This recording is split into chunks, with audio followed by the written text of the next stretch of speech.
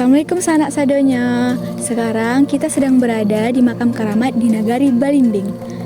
Kisah Angku Keramat Nagari Balimbing, cerita ini dikenal luas di kalangan masyarakat setempat sebagai legenda tentang Angku Keramat.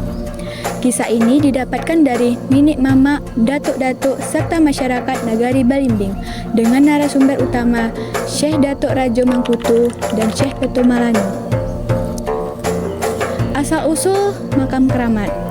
Jadi, nama asli Angku Keramat adalah Syekh Abdul Wahab.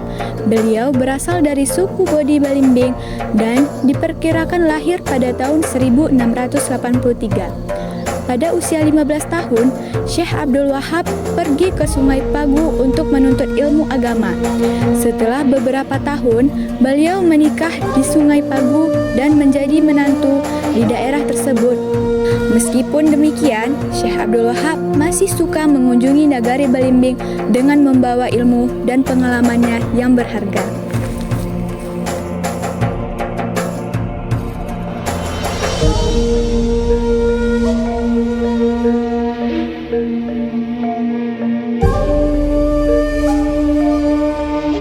Syekh Abdul Wahab mendapatkan gelar Angku Keramat yang bermula dari peristiwa di sekitar masjid pertama di Nagari Balimbing yang dulu berada di Lakuk Piapi, Bukit Nyaru.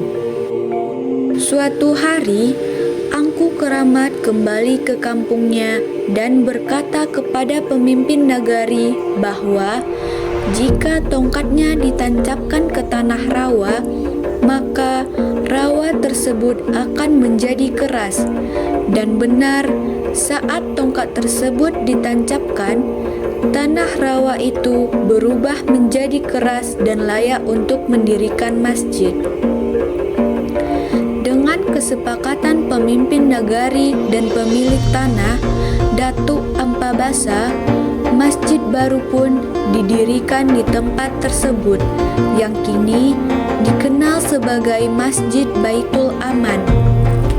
Kisah kehebatan lainnya terjadi saat penyembelihan kerbau di Bukit Panta. Angku Keramat tiba-tiba berkata bahwa pisau yang akan digunakan tertinggal di Mekah. Kemudian, pada saat itu, beliau pergi dan kembali dalam waktu 15 menit, membawa pisau dan ikan laut hidup sebagai bukti perjalanannya ke Mekah. Kemudian, selama masa darurat peperangan, Nagari Balimbing tetap aman. Musuh yang datang dari Ombilin dihentikan oleh sosok berjubah putih panjang dengan tongkat dan pedang yang diyakini sebagai sosok Angku Keramat. Sebelum meninggal, Angku Keramat memiliki dua amanat, yaitu yang pertama dikuburkan di Nagari Balimbing dan yang kedua tidak menebang kayu saat kematiannya. Namun, saat jenazahnya dimandikan di Sungai Pagu, tubuhnya menghilang. Anaknya yang datang ke Balimbing malah bertemu dengan Angku Keramat dan mengatakan bahwa beliau belum meninggal. Setelah itu, setahun kemudian Angku Keramat menikah lagi dengan Nik Kapeh dan melanjutkan hidupnya bersama hingga akhir hayatnya. Angku Keramat dimakamkan di Bukit Celepu dengan makam yang dikelilingi tembok semen. Hingga saat ini, makam tersebut menjadi tempat ziarah masyarakat untuk berdoa dan mengadakan pengajian. Selain makam tersebut, tongkat keramat dari Angku Keramat juga disimpan oleh Datuk Ampa dan sering dibawa saat acara bakau di makamnya.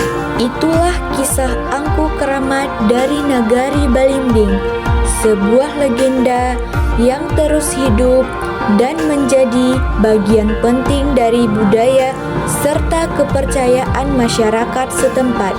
sehingga kisah ini dapat mengingatkan kita akan keajaiban dan keberkahan yang ada di sekitar kita.